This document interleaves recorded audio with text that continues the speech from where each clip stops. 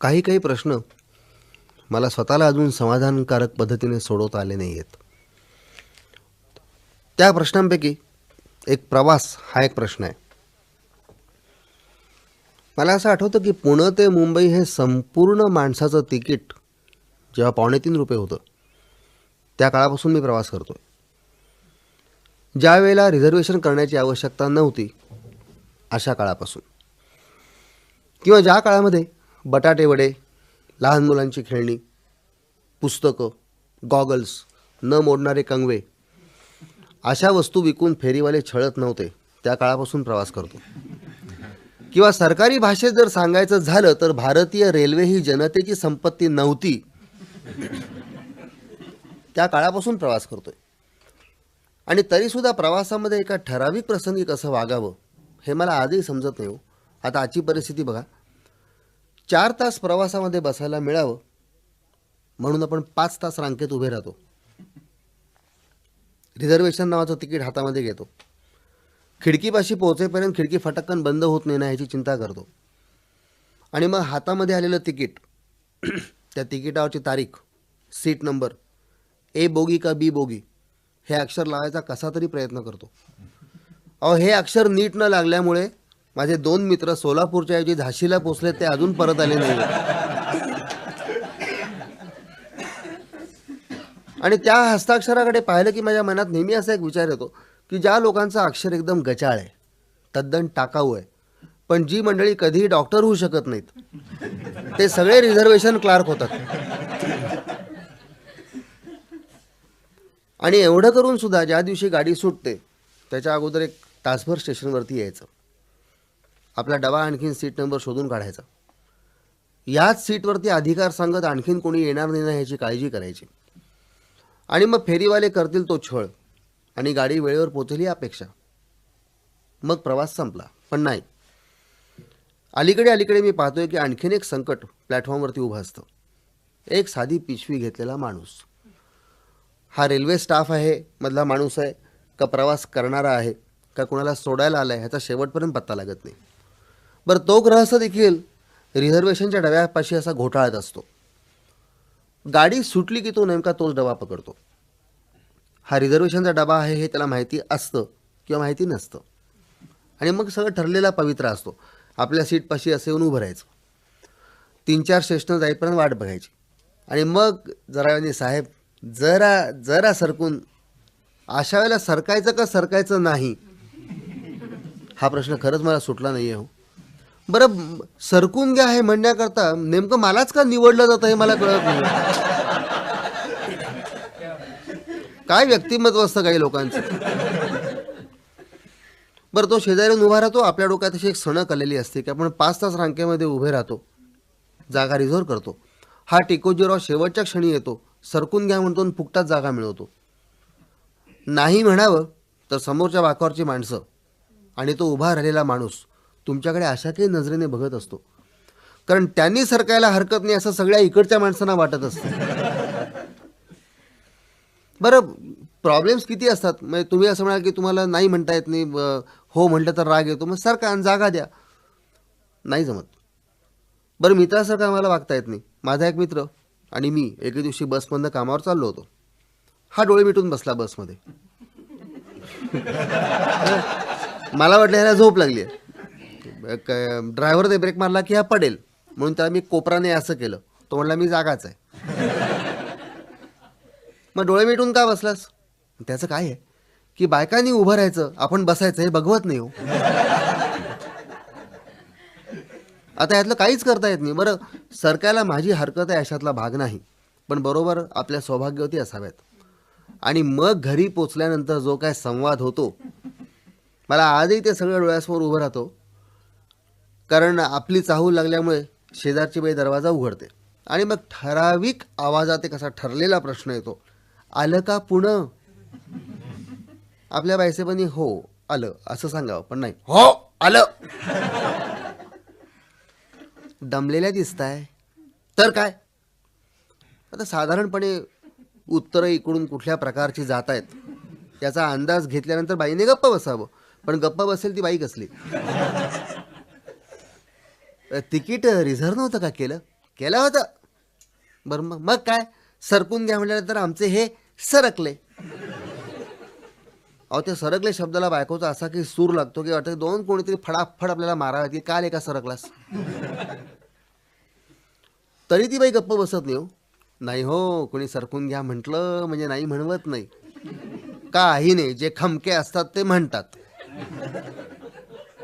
तर अशाच कुठल्या तरी एका प्रवासात ते जे कोणी खमके असतात ते आपण व्हायचं असं मी ठरवलं. अहो पण खमकेपणा जर रक्तात नसेल तर आणायचा कुठून. बरं मी अंदाज घेत होतो, एक गृहस्थ असा शेजारी उभा राहिला. मग मित्राची आठवण केली आणि असं डोळे मिटून बसलो. प्रत्येक स्टेशन गेलं की हळूच एक डोळा उडून बघायचा. तो उभा आहे म्हटलं की पुन्हा डोळा बंद करून घ्यायचा. आता मी गाडीत झोपलो. बायकोचं काय केलं, अहो झोपताय काय गाडीत.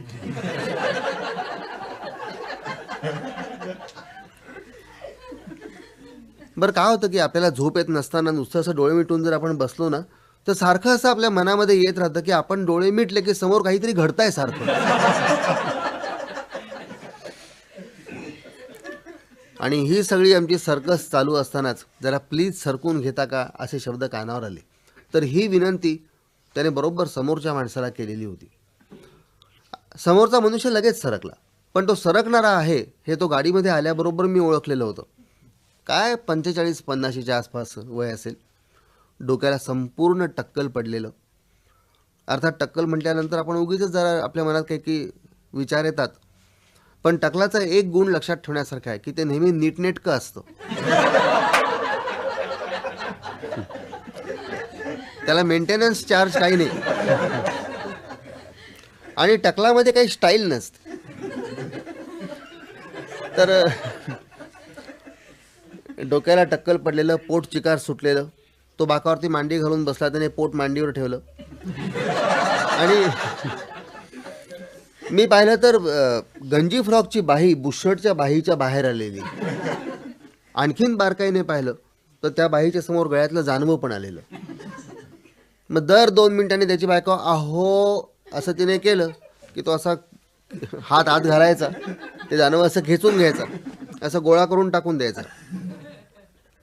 त्या माणसाजवळ त्याचा एक 14-15 वर्षाचा मुलगा, त्याजवळ 12-13 किंवा 11 वयाचा अंदाज येणार नाही अशा वयाचा एक मुलगा, पलीकडे त्या गृहस्थाची नाजूक स्लिम सडसडीत बायको आणि मध्ये एक पॅसेज आणि पॅसेजच्या पलीकडे जी सिंगल सीट असते त्या सिंगल सीटवर त्या गृहस्थाची मुलगी. मुलं बापाकडे झुकलेली, मुलगी आईकडे झुकलेली, स्मार्ट तरतरीत. मी एकूण अंदाज घेतला कारण एकूण तो सगळा उरक 5-1 वर्षातला असेल. आणि तरी असं वाटून गेलं की मुलीची आवड असावी आणि सरकारी नियमांचं उल्लंघन व्हायच्या आत ती झाली असावी.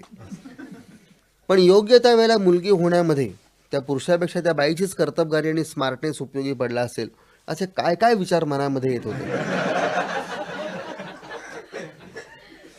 गाडीत बसल्याबरोबर तिने आपल्या दोन्ही मुलांना बजावलं, चांगले पसरून बसा, मध्ये जागा सोडू नका. तिथं मुलं ती पसरून किती बसणार. आणि मग तिने त्याच आवाजात नवऱ्याला सांगितलं, तुम्ही हो चांगले पसरून बसा. मला वाटलं 4 लोकांच्या समोर ही अशी सूचना केल्यानंतर तो गृहस्थ रागवेल, पण त्याने काही नाही, नुसतं बायकोकडे असं करून तो नुसता हसला. एकूण ते सगळे प्रकार बघितल्यानंतर आपल्याला असं कळतं की नांदी गीतामध्ये खरा गाणारा कोण आणि बाकीचे नुसतेच हावभाव करणारे कोण हे जसं कळतं आपल्याला, तसं मला इथे समजून गेलं. आणि मनामध्ये आलं की रेशन कार्डावरती कुटुंब प्रमुख म्हणून जरी त्याचं नाव असलं तरी कुटुंब प्रमुख याच. त्या पद्धतीने ते सगळेजण बसलेले आणि एवढ्यात हा 5वा गृहस्थ बसला. तो गृहस्थ सरकला, मधला मुलगा सरकला, पहिला सरकला. त्या बाईला धक्का लागल्याबरोबर तिने डब्याकडे नजर वळवली.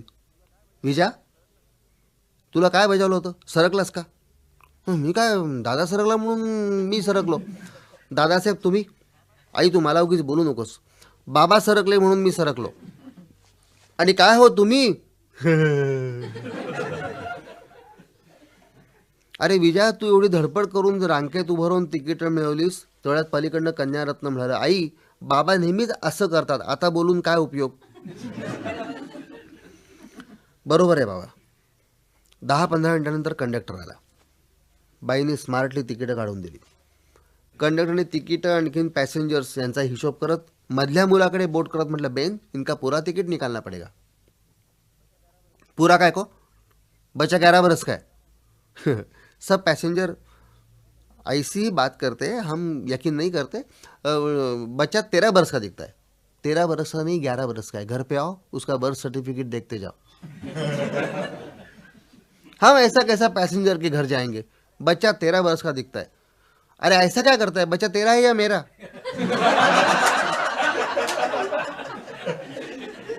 तुम भी 60 साल के दिखते हो, रिटायर क्यों नहीं हुए.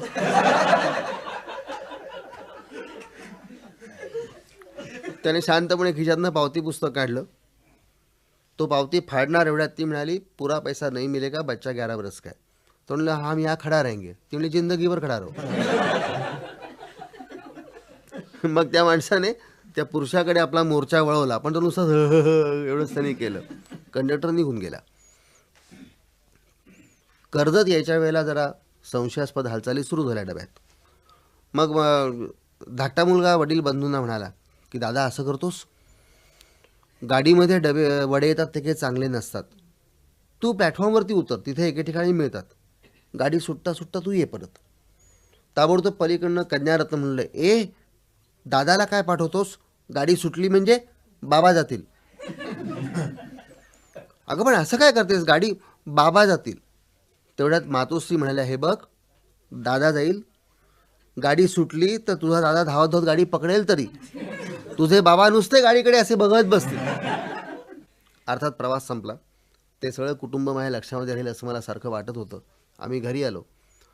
आता एक आमच्या ऑफिसमधल्या लोकांची एक पद्धत आहे, आमची सगळ्यांचीच ठरलेली आहे, की कुणी असा लॉंग लिव्हवर गेला की कामावर येण्याचे दिवस जसे जवळ येतील तसं सगळ्यांनी त्या माणसाच्या घरी, मित्राघरी जमायचं आणि तो रजा आणखीन वाढवतोय का त्याच दिवशी येतो याचा अंदाज घ्यायचा, थोड्या गप्पा गोष्टी करायच्या. आता घरी अशी ऑफिसातली मित्रमंडळी आली की घरातल्या माणसांचं देखील एक ठरलेलं आहे, असं मधल्या दारापर्यंत यायचं, उभं राहायचं, कुणाबद्दल बोलतायत, काय बोलतायत, असा अंदाज घेऊन आत जायचा.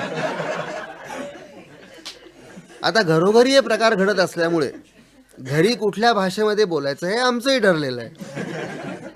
त्याप्रमाणे मी मध्येच काटकरला प्रश्न टाकला, काय रे, मी गेले महिनाभर आपल्या डिपार्टमेंटला नाही आहे, माझ्या गैरहजेरीत डिपार्टमेंटमध्ये एखादी बऱ्यापैकी फाईल आली आहे का. अरे बाबा, आपलं म्युन्सिपाल्टीचं ऑफिस, तिथे कुठल्या बऱ्यापैकी फायली यायला, खात्यामध्ये जुन्या फायली पडल्या आहेत त्या तशाच पडल्या आहेत आणि त्या दिवसेंदिवस फुगतायत. एवढं बोलणं ऐकल्याबरोबर आमची बायको फाईलबद्दलच बोलतायत असं म्हणत आत निघून गेलो. मी कामावरती आलो. सही करण्याकरता उजव्या हाताला वळालो आणि तिथे खुर्चीवरती एका माणसाला पाठमोरं पाहिलं आणि जरा विचारात पडलो की प्रकरण निराळं दिसतंय. थोडा पुढे झालो आणि गंजी फ्रॉकची बाई बुशर्टच्या बाईच्या बाहेर आहे म्हटल्याबरोबर म्हटलं, हाच की काय तो. मग ओळखायला वेळ का लागला, तर गाडीमध्ये जी एक वस्तू मी पाहिली नव्हती तिची भर पडलेली होती. नाकावर चष्मा होता. तो चष्मा देखील त्या माणसाने त्याच्या एकूण व्यक्तिमत्वाला साधेल अशा पद्धतीने ठेवलेला. म्हणजे ठेवलेला कसला, तसा घरंगळत घरंगळत नाकाच्या टोकापर्यंत आलेला. म्हणजे एखादी पेन्सिल टेबलाच्या बॉर्डरपर्यंत जावीन खाली पडू नये, पण आपल्याला तो कसा फील असा चमत्कारिक येतो ना, त्याप्रमाणे मला सारखं वाटायचं की हा चष्मा पडणार. तर मी माझ्या जागेवर जाऊन बसलो. जरा आवाज झाला की चष्मा पडला वाटतं असं वाटून मी पाठीमागे वळून बघायचो. त्याचा मला इतका त्रास व्हायला लागला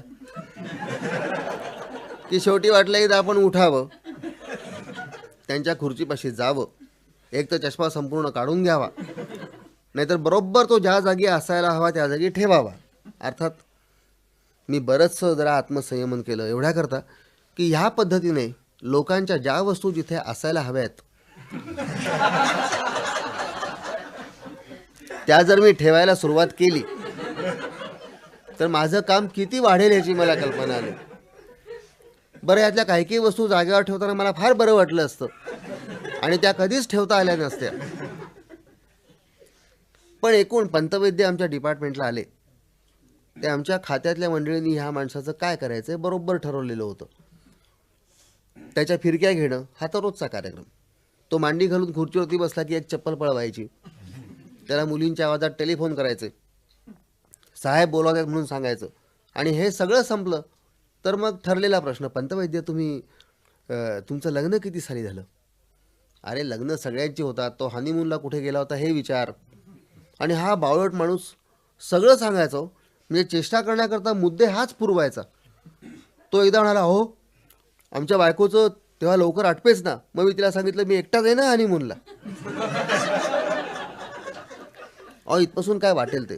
एकदा या सगळ्या टार्गेट लोकांनी पंतवैद्याला घेरला आणि सांगितलं, पंत असं करूया की आपले शिरोडकर साहेब आता रिटायर होत आहेत, तर ह्या रविवारी आपण त्यांना एक जबरदस्त पार्टी देऊ, एखादं पिक्चर टाकू, तर तुम्ही बरोबर 2 वाजता रिगलपाशी येऊन उभे राहा. मग रिगललाच सिनेमा बघायचा का, मग दुपारचा ठेवूया का संध्याकाळचा ठेवूया, याच्यावरती पंतवैद्यांचा जबरदस्त घोळ होईल इतकी चर्चा ह्या लोकांनी त्याच्या टेबलापाशी केली. आणि शेवटपर्यंत त्याला वेळ समजून न देता सगळ्यांनी निरोप घेतला. सोमवारी आम्हाला शिपायाने सांगितलं की पंतवैद्य बरोबर धापा टाकत 2 वाजता रिगलपाशी आला. मग फॉयरमध्ये बघ, आज जाऊन चौकशी कर, मॅनेजरला विचार की एकदम 25-30 तिकीटं कोणी काढली आहेत का, एखादा ग्रुप आला आहे का.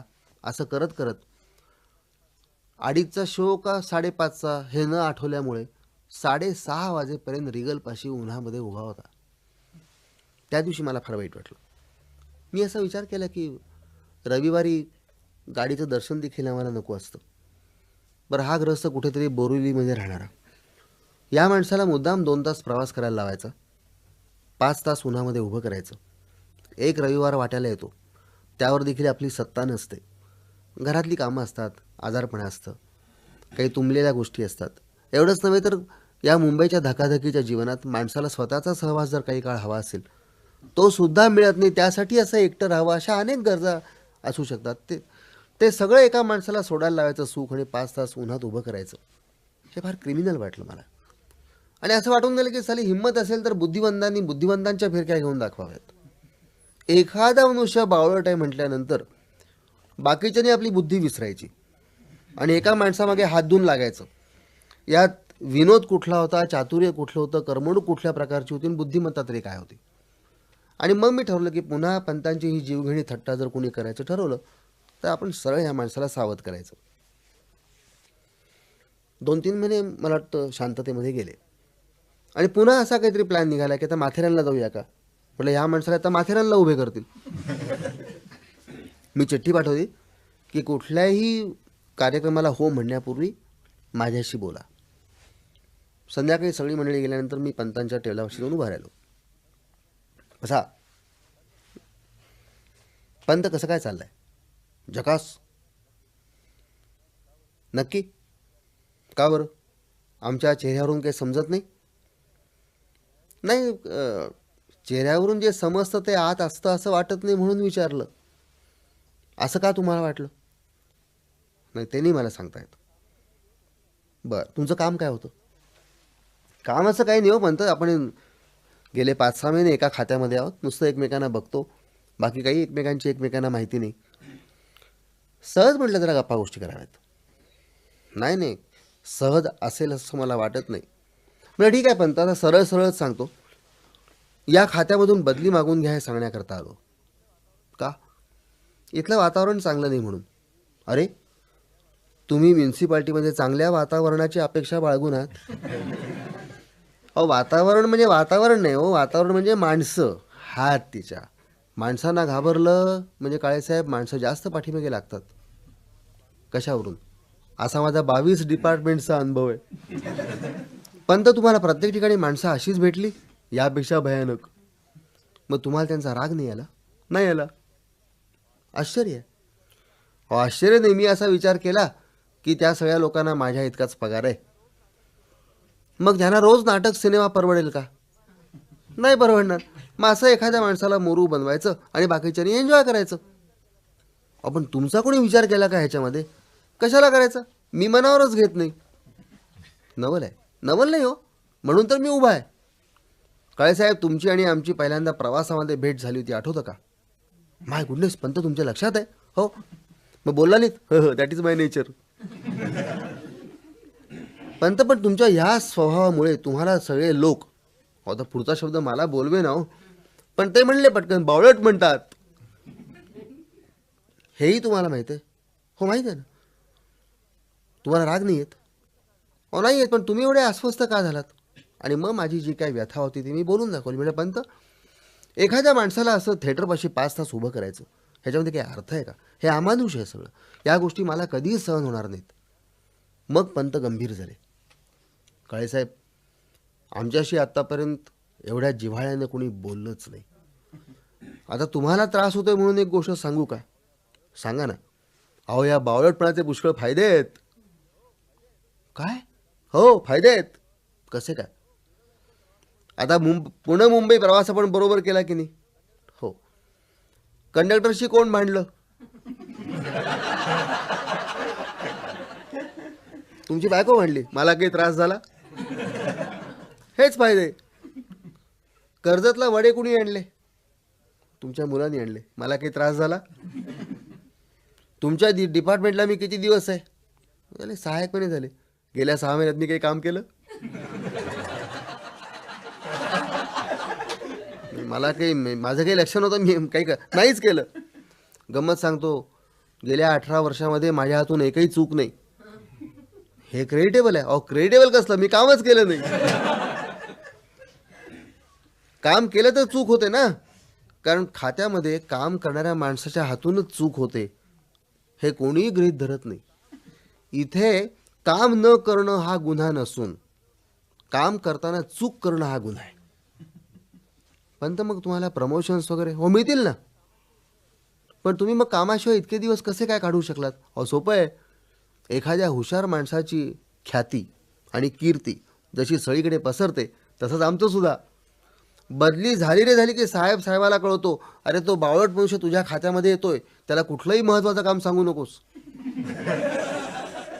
त्यामुळे सगळ्या इम्पॉर्टंट फायली पुढच्या टेबलावर, मागच्या टेबलावर, बाजूच्या टेबलावर, मध्ये बी तसाच असतो.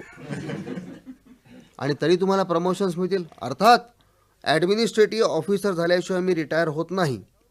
कशावरून काय? अहो, ही म्युन्सिपाल्टी आहे. इथे एखादा मनुष्य लायक आहे की नाही हे ठरवायला जेवढी वर्ष लागतात, त्यापेक्षा जास्त वर्ष तो नालायक आहे हे सिद्ध करण्यामध्ये जातात. तेवढ्या अवधीत मी सगळी प्रमोशन्स घेतो की नाही बघा. घरी काय करतो? अरे घरी तर मी राजासारखा असतो. कसे? बायको सारखी मुलांना बजावत असते, तुम्ही वडिलांच्यावर अवलंबून राहू नका. हे काम तुम्हाला स्वतःला केलं पाहिजे. आणि काय साहेब, ज्या घरातला कर्ता पुरुष बावळट असतो, त्या घरातली बाकीची सगळी माणसं अतिशय तरतरीत आणखी हुशार होतात, कारण त्यांना सतत काम करावं लागतं. अहो, बायको तर मी तिचा 4था मुलगा आहे असं समजून वाढवते. खरं म्हणजे लग्न झाल्यानंतर आपल्याला पहिल्या 8 दिवसामध्ये अंदाज आला की तुला काय हवंय? सत्ता. मला काय हवंय? शांती. मग तू स्मार्ट? ओके, तू स्मार्ट. मी बावळट? येस, आय एम बावळट. नाही, पंत असेल, पण ज्याला आपण हुशारी म्हणतो, टॅलेंट्स, जेनियस, या लोकांचा रुबाब काही विशेष असतो. अहो, कोणी सांगितलंय? तुमचे गैरसमज आहेत फार. 2 हुशार माणसांचं मग एकमेकांच्या जमत का नाही? 2 हुशार माणसं जेव्हा एकत्र येतात, तर दोघांच्याकडे हुशारी असल्यामुळे त्यांचे संघर्ष होतात. हुशार मनुष्य आपलं निराळं खातं उघडतो. तेव्हा ऑफिसमध्ये जर ऑफिस चालायला पाहिजे असेल तर एक हुशार माणूस आणि हाताखालची सगळी ओबिडियंट माणसं, तर डिपार्टमेंट चालतं. आपण देखील मैत्री करताना दुसरा मनुष्य कुठल्या प्रांतामध्ये कमी आहे ते अगोदर हेरून घेतो आणि तेवढ्या प्रांतापुरती मैत्री करतो. पण मग असं जर असेल, मी सुखात आहे, मजेत आहे, फार दिवस चांगले चाललेत, आराम आहे, मग तुमचा एखादा शर्ट द्या की मला. याचा अर्थ मी सुखात आहे असं नाही. एक चिंतेची तलवार माझ्याही डोक्यावर कायम टांगलेली आहे. तुम्हाला कसली चिंता आहे आता? वा, हुशार माणसाला कायम चिंता असते की एखाद्या प्रसंगी आपण बावळट माणसासारखं बोलू का. मला एक्झॅक्टली उलट टेन्शन आहे की काय वाटेल ते केलं तरी हुशार माणसासारखं बोलायचं नाही. त्याकरता केवढा संयम पाळावा लागतो माहिती आहे तुम्हाला. दुकानात गेलं तर भलताच कापडाचा चॉईस निवडावा लागतो. सौंदर्याबद्दल काही विलक्षण बोलावं लागतं. चांगला सिनेमा चांगला म्हणता येत नाही, कितीतरी कंट्रोल ठेवावा लागतो. पण ठीक आहे, गुरुची कृपा आहे, आत्तापर्यंत निभावलोत. तुम्हाला ह्याही प्रांतामध्ये गुरु आहे. अर्थात कोण आहे? एक बाई आहे. म्हटलं ग्रेट. कोण? महाभारत वाचलायत? हो वाचलंय.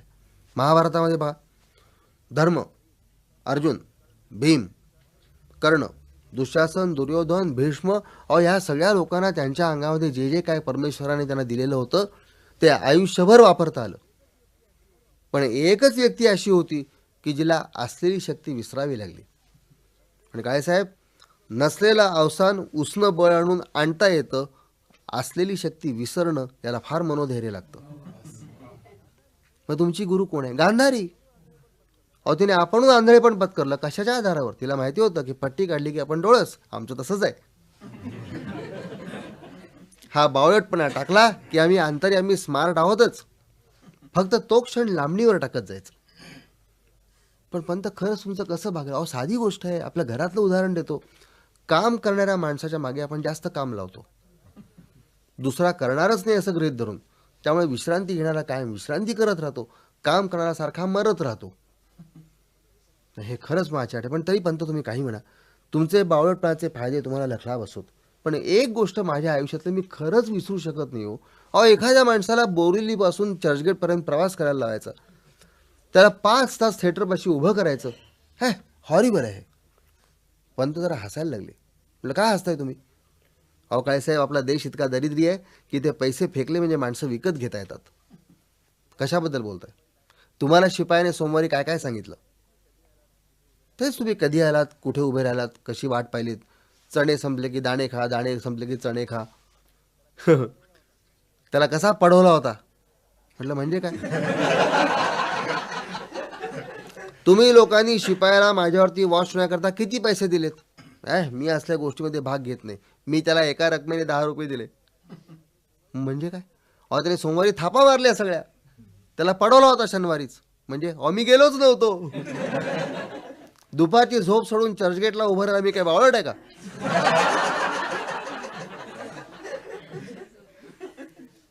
मी पंतवैद्यांकडे बघत राहिलो. त्या माणसाने बोलता बोलता सगळी शर्टची बटणं लावलेली होती, गंजी फ्रॉकची बाही आत घातलेली होती, आणि तो इतक्या जोरजोरात हसत होता. मी त्याच्याकडे पाहत राहिलो आणि त्या क्षणी मला समजलं तो एक स्मार्ट माणूस आहे, मीच बावळट आहे हो.